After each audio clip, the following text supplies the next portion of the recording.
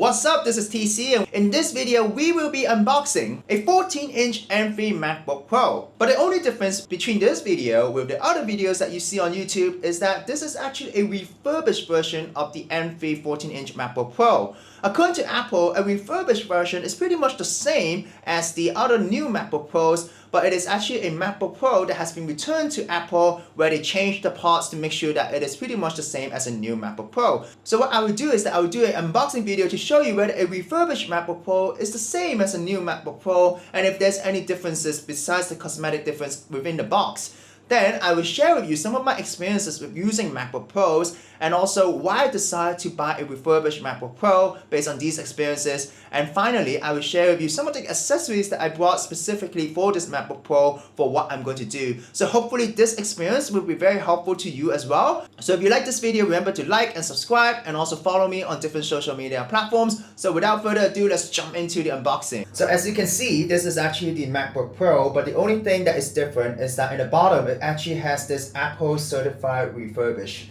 And then when you turn over the cover, you can see that this is absolutely sealed. It's all new. And I have not touched it before. I'm just waiting for this moment. So I stick a sticker here just to protect some of the information here. But you can see that this is the MacBook Pro 14-inch. So at the back, it's pretty much the same. It doesn't really say that it is a refurbished. The only indication that it is a refurbished is actually in the front in the beginning, which is over here. Okay, now as you can see, I'm now pulling the sticker out of this. Alright, so this is the first sticker, and then the second sticker. Alright, so I'm just peeling this away slowly. Alright, so now I have peeled this sticker, okay? So now the box is ready to be unboxed. So what I'll do right now is I'll flip open this box. So just to reiterate, for the Apple Certified Refurbished, they will say Apple Certified Refurbished on the box. So that is the only difference that I can see as of this moment. So I have peeled the seal already, and I will now open this box, okay? Alright, you can see this, right? You can see Apple Certified Refurbished. Okay, here it is. This is the space gray Apple MacBook Pro 14 M3, okay? So it comes with this really nice covering over this, so it's pretty much the same as the new Apple MacBook Pros. So when I pull this up, right, you can see that, oh, this is beautiful, right? This is the MacBook Pro over here, and then there's no dent here, hopefully. Within the box, right, what we have is that you can see it has designed by Apple in California. It has the USB-C to the Megaport cable, which is the power cable. I hope you can see this. And then if you pull this up, pretty much it looks like a whole new set that you get when you get the Apple MacBook Pro, right? This is the instruction menu, and then you also have the power plug here, and then also the power here, which could be adapted with the USB-C. And that's pretty much it, guys. So this is really what is inside the box. Besides the cover box saying that it is an Apple refurbished product, it doesn't have anything else that says that it is a refurbished product, which pretty much is showing you that this is the new MacBook Pro. So let us slowly open this and see whether if the quality is pretty much the same as a new MacBook Pro, right? So for those of you who do not remember, a refurbished MacBook Pro basically means that someone might have returned it because of an issue, and then Apple is able to get it back, change some of the parts so that it is new, and then ship it and sell it as a new product, all right? And because of this, you are able to have some savings, and for me, I was able to use that savings to get the Apple Care so that I could have the warranty for 3 years instead of the one that's default, which is the 1-year warranty. Let's continue.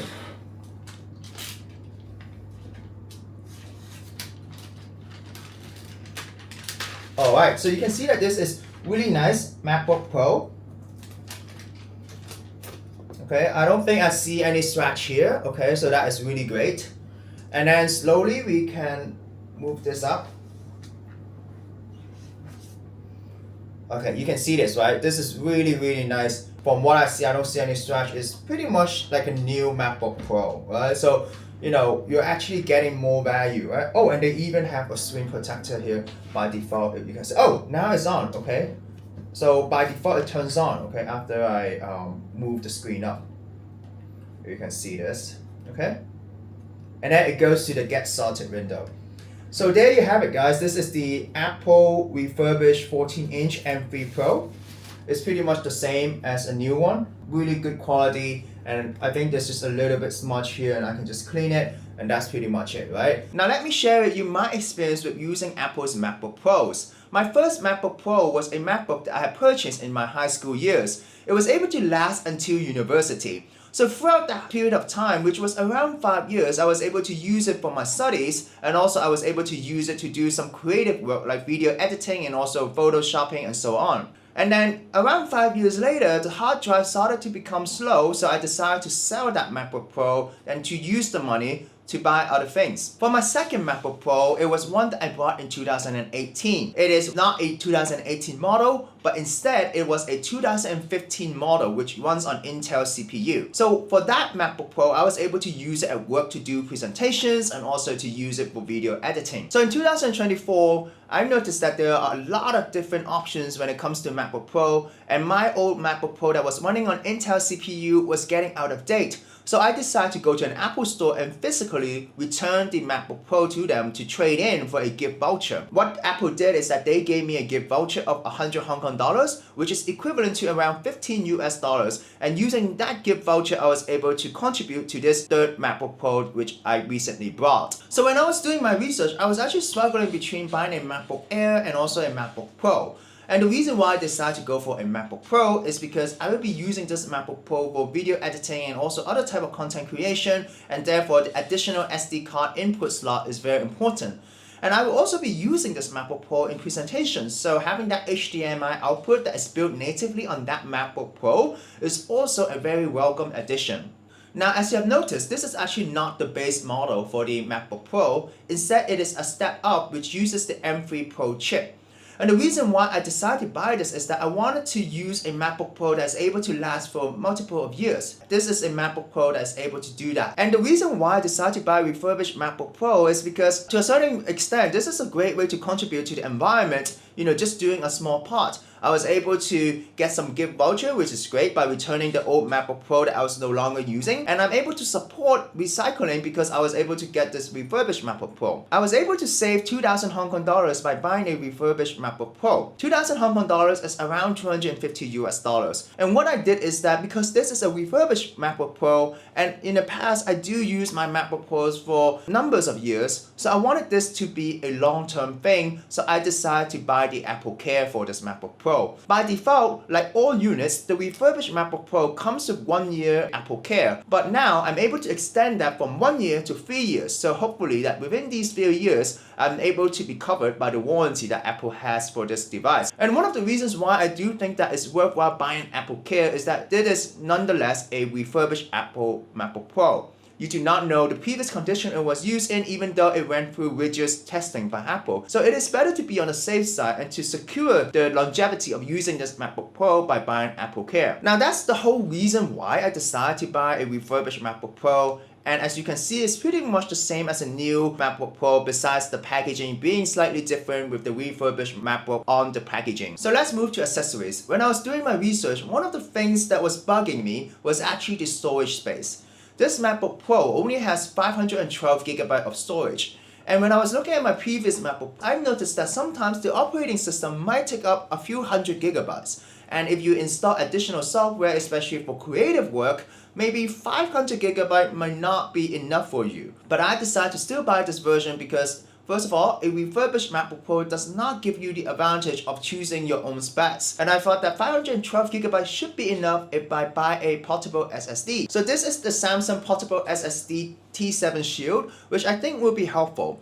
Now, I'm thinking of using my MacBook Pro mostly for video editing and also some creative work. So what I will install there, it will be the creative tools that I will be using instead of storing files. When I need files, I might put them in the cloud, and if I need working files, for example, to save video footages for editing, I will be using a portable SSD. One of the good things about a portable SSD is that it allows you to categorize different files or different projects per SSD. So every time when you're done with a project, you can wipe it, or if you want, you can back it up in a device with more storage and then use that portable SSD for another project. So it's good for categorizing instead of saving everything on that MacBook Pro. Now I know a hard case is very controversial when it comes to a lot of MacBook owners. Some MacBook owners say that actually having a hard case might not be as beneficial because it might scratch the surface of your MacBook Pro. But for me, I will be using this MacBook Pro in different on-site locations, so I think that additional protection is important. But for you, you really do need to look at where you will be using this MacBook Pro. if you're using in an office environment which is relatively safe, maybe not having a hard shell would be good for you. But if you are going to a lot of different locations where there's a chance that your MacBook might hit something, then maybe having a hard shell case could provide that additional protection. Now, this is actually the MOSISO's package. It not only comes with the hard shell, it also comes with a screen protector and also a keyboard protector, which prevents dust from entering into your MacBook Pro keyboard. Now, personally, I bought this because this is a kit, but I will not install the screen protector, number one, because I'm afraid that I may not be able to glue it nicely, and number two, I heard that if you pull the screen protector, there's a chance that it might pull the coating on your MacBook Pro. So that's why you have to really think about your use case and whether you want to have all of these accessories or not. It varies from use case, and only buy those that you feel comfortable with and only use those that you feel comfortable with.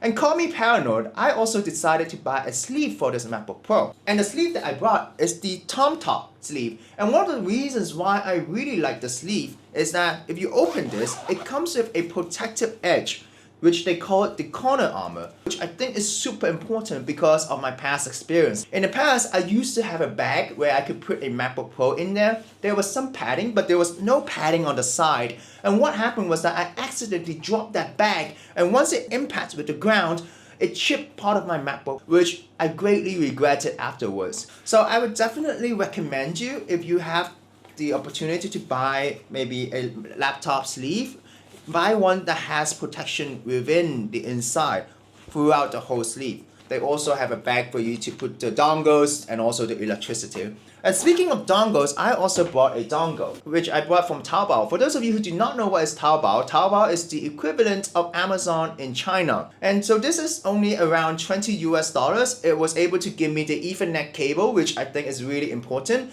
And it also comes with 3 USB in and also 1 USB-C in, and also a HDMI output, a micro SD card, and finally a SD card slot as well. So I think a dongle is very important because at times you will need to use the fast internet, and the MacBook Pro does not have an Ethernet output cable. So using that dongle will be very helpful. So the next thing that I bought is actually a camera bag. And by default, a lot of camera bags will have the slot inside the camera bag for you to put the laptop. And the reason why I bought this is that I will be using my MacBook Pro to go to different locations to film things and also to do video editing. So I would love to have that flexibility to have a camera bag that is able to put my MacBook Pro in here. But one of the really cool things about this PULUZ camera bag is that it actually has a compartment where you can pull out and then put different type of filming gears. So for me, my setup is actually very simple. It's just a GoPro and a DJI Osmos Pocket 3. So I'm able to put them here and also put my microphones here so that my whole setup is here.